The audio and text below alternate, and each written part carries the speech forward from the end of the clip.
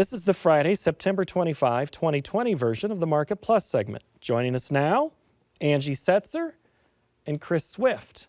So Chris, nothing like a good baptism by fire because Angie was out buying steaks. Thank you for your flexibility during the program. Absolutely. You are in Nashville, Tennessee. We talked to you on the M2M podcast about a month and a half ago, and you told us a little bit of background. If memory serves, decades covering livestock. Tell me, give me your elevator speech back when we still rode elevators. Sure, absolutely. I started my professional career in 1990 with J.C. Bradford and Company. I moved to Rosenthal Collins Group, where I branch managed an office for close to 14 years. And then after 2014, I founded Swift Trading Company, a GIB with Rosenthal Collins Group, clearing through Rosenthal Collins Group. Now, if anybody goes to Nashville and travels, there's a good chance they maybe have walked by your office or at least seen it real close, right? It's very possible. I'm on 16th Avenue, which is considered Music Row, and has tremendous amount of history. And if you're a Ken Burns fan, when he did the country music publication on there, then 16th Avenue was a large part of that. You see, he's done his homework, Angie, about what we air on PBS on Ken Burns. That's really good, isn't it? Oh, absolutely.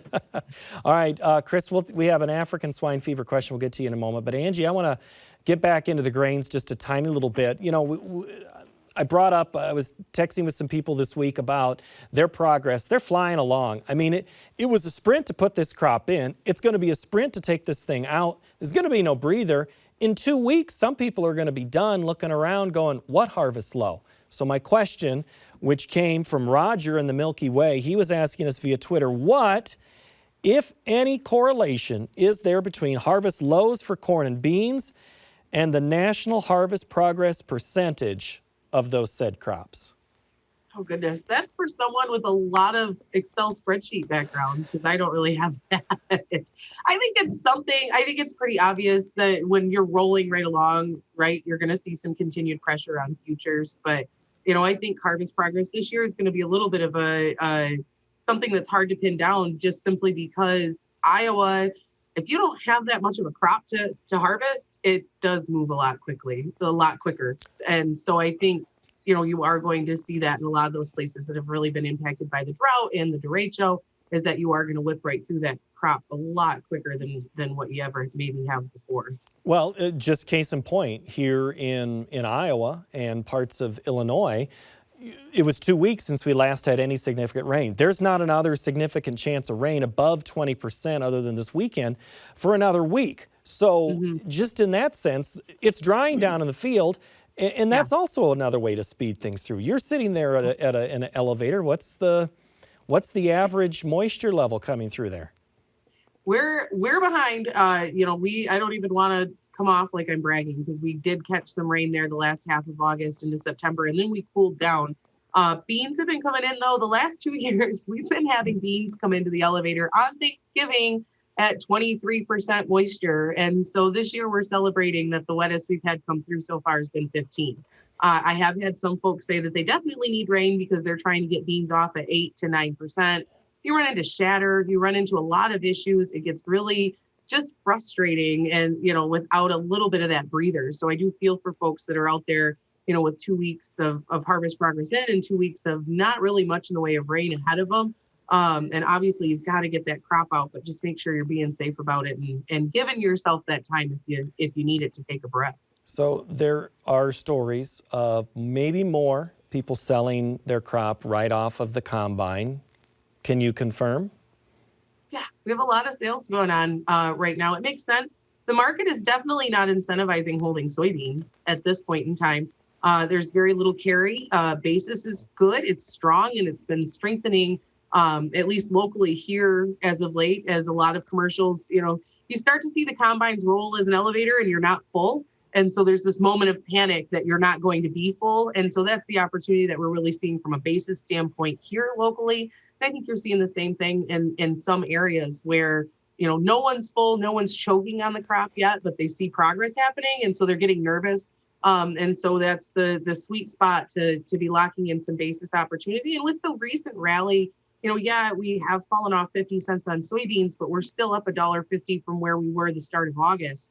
Throw in a little bit of that CFAT money and you're not doing too awful bad. And so I think you're going to see some continuation of selling, right now, soybeans especially. I think corn might get put away for a while just to see kind of what happens there, with export pace, with ethanol, and with feed demand. Okay.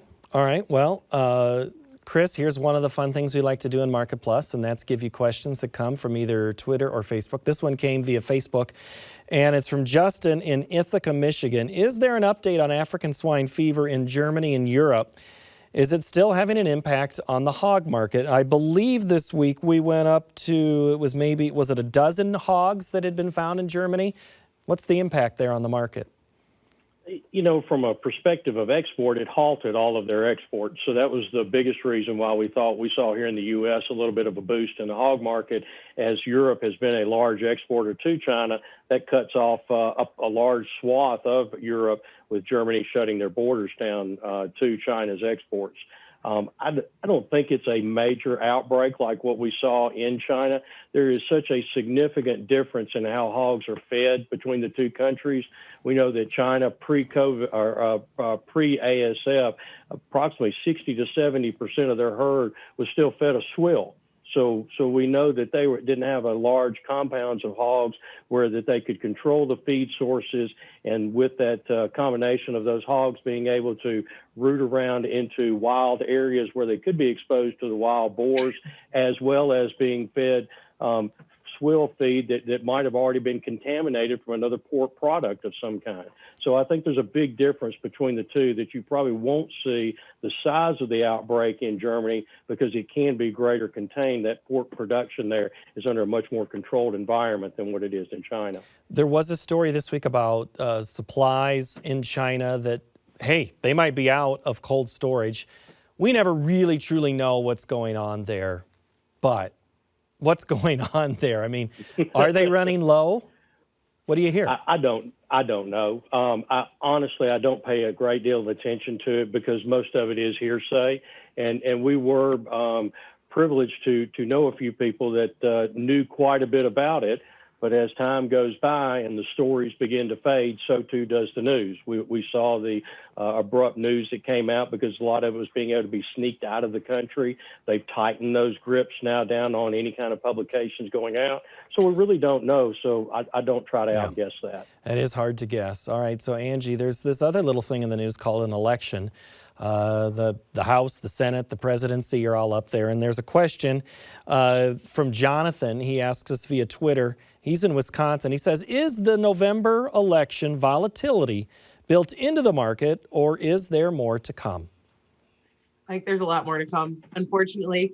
I feel like, I think we've seen it a couple different times this week where there's questions about whether or not we'll even know at the end of election day what the results are and whether or not they will be recognized. And I hope that, we wake up in the middle of November and everything's kind of back to normal, whatever that is. But I think as we work through October, you're going to see that election volatility really, really pick up. I'm really nervous about some of the economic things that we're going to see. I think there's some long tails that are really going to start to impact what's taking place from COVID.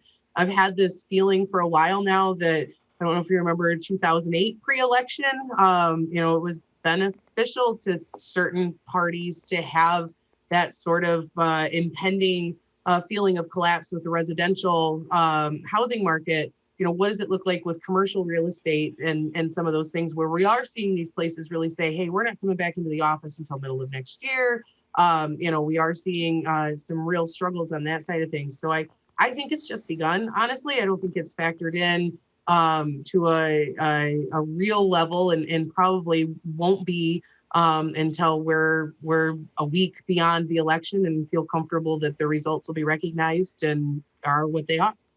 You alluded to this a little bit at the end of our broadcast portion, and Russ in Postville, Iowa, and there was a little back and forth here with another commenter. He says, is China buying a result of them conceding that President Trump will be reelected and trade reforms will continue, basing this on knowledge that markets are anticipatory and I assume that the Chinese are too. I mean, that's been,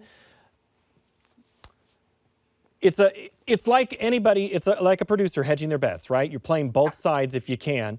The Chinese are no different. Remember on election night when the polls told us Hillary Clinton was going to win, and then all of a sudden, midway through 9, 10 o'clock at night when it looked like Donald Trump was going to win, the pre-market indicator just flipped, and it wasn't necessarily saying that it was going down or up. It was just everybody's readjusting.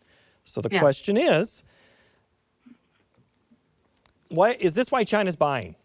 I'll ask it that. Is it our election?